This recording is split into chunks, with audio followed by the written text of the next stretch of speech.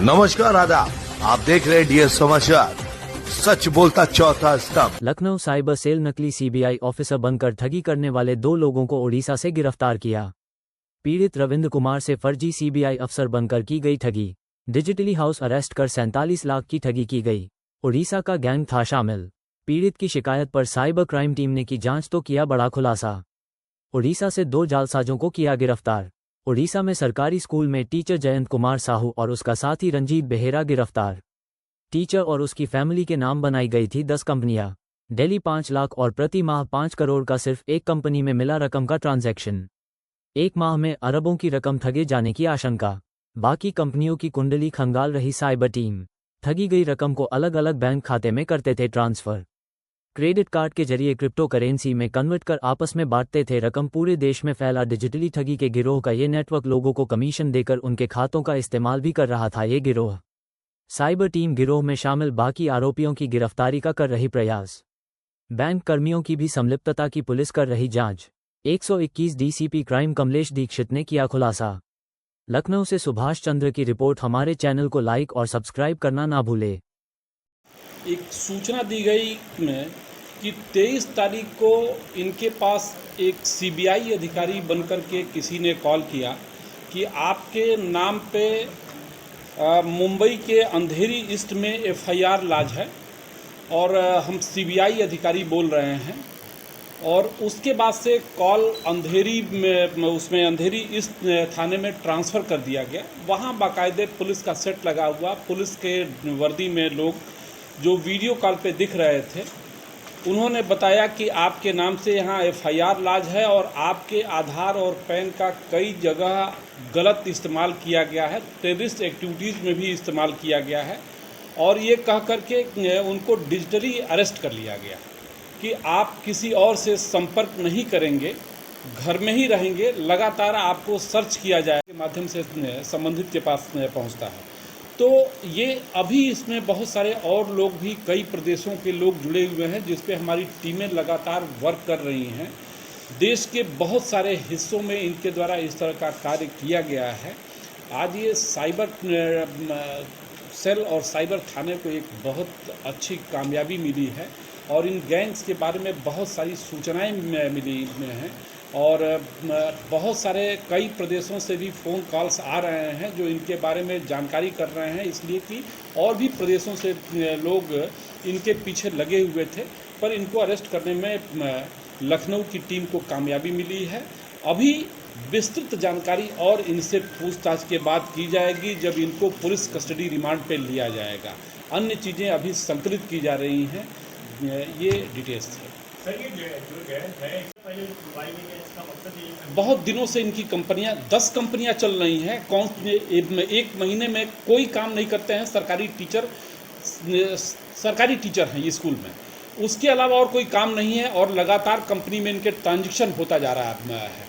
तो ये सारी चीज़ें पुष्ट भी हो रही हैं। हमारी जो ये घटना हुई थी उससे कनेक्ट हुआ, तब से हम लोग लगे रहे, बहुत सारे नंबरों पे हम लोगों ने वर्क किया और तब जा कर के इनको अरेस्ट करने में हमें कामयाबी मिली। सर, इससे पहले हाल ही में अभी साइबर क्राइम टीम ने एक खुलासा किया था, क्रिप्टो करेंसी से जुड़ा हुआ मामला था, 8 आरोपी गिरफ्तार हुए। तो क्या उससे कुछ कनेक्शन है या क्या उससे कनेक्शन तो अभी तक इनका नहीं पुष्ट हुआ है, किंतु उसी तरह से यह भी है कि पैसा लेकर के क्रिप्टो करेंसी के माध्यम से और आपस में ये डिस्ट्रीब्यूट कर रहे हैं, लेकिन उनसे अभी कनेक्शन नहीं हुआ। जैसे पकड़े गए हैं, तो ये माना जाए कि ये जो आरोपी है, इसका पूरा परिवार, इसका पूरा खानदान, जो तमाम रिश्तेदार हैं, सभी इसमें शामिल हैं। उन सारे अभी इनके कंपनियों का जितने भी इनके ट्रांजैक्शन उन कंपनियों में हुआ है, क्या कारोबार कर रहे हैं, उन सारी चीज़ों का परीक्षण किया जाएगा।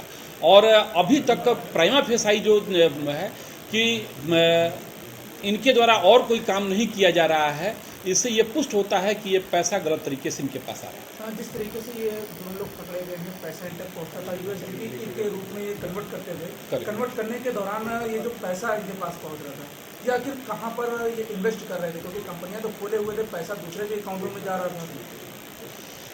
उड़ीसा में इनके द्वारा एक छोटा सा ऑफिस बनाया गया है और सारी चीज़ें इनके लिए डिजिटल अकाउंट में पैसा आया, इतना भयाक्रांत कर दिया गया कि यह बात वो किसी से नहीं बताए और लगातार इनके टच में रहते हुए 47 लाख रुपया इन्होंने इन लोगों के खाते में, जो भी इन्होंने अकाउंट नंबर बताया था, उन खातों में इनके द्वारा ट्रांसफ़र कर दिया गया।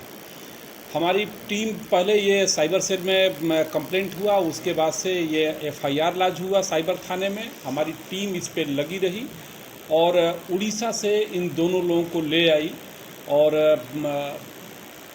अभी जो मालूम हो रहा है कि न जाने अनगिनत लोगों के साथ पूरे देश में ये काम कर रहे हैं। इसमें बहुत सारे लोग ऐसे भी जुड़े हैं जिनसे ये सीधे परिचित भी नहीं हैं। अकाउंट में पैसा लेने के बाद से तत्काल ही इनके द्वारा ये पैसा दूसरे अकाउंट्स में ट्रांसफ़र कर दिया जाता है। बाद में क्रिप्टो करेंसी के माध्यम से इसका भुगतान ले लिया जाता है। तो बहुत सारे अकाउंट्स में किया गया। जब अभी चूँकि हम लोग पास आज ही ये लोग इनको लाया, इनको टीम लाई है, इतना अभी मौका नहीं मिला कि सारी जितना वो किया गया।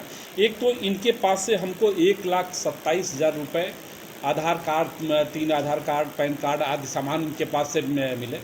तो अभी जो जितनी जानकारी इनसे की गई, तो 10 ये सरकारी स्कूल में टीचर है और 10 कंपनियां इनके परिजनों के नाम पे है और उसमें एक महीने में एक कंपनी में 5 करोड़ का ट्रांजैक्शन है। जयंत कुमार साहू, दूसरा है रंजीत कुमार बेहरा। यह इसके अकाउंट में भी पर डे लगभग 5 लाख रुपए, लगभग कभी 2 लाख, कभी 4 लाख, कभी 6 लाख, कभी 8 लाख, एवरेज लगभग 5 लाख इसके अकाउंट में डेली आता है। कभी ये इनके अनुसार जो लोग भी ये अमाउंट ट्रांसफ़र करते हैं, कोई राजस्थान का बताता है, कोई हरियाणा का, कोई दिल्ली का, ये खुद मिला नहीं है इसके अनुसार। और इनके अकाउंट में पैसा आता है, फिर आया अकाउंट्स में इन्होंने भेजा। तो सारी चीज़ें ऑनलाइन हो रही हैं, कहीं कैश का ट्रांजैक्शन नहीं हो रहा है इसमें। और आते ही जैसे ही अकाउंट में पैसा आया तत्काल ही ये शुरू हो जाते हैं, जिससे इनके अकाउंट में नहीं बचे।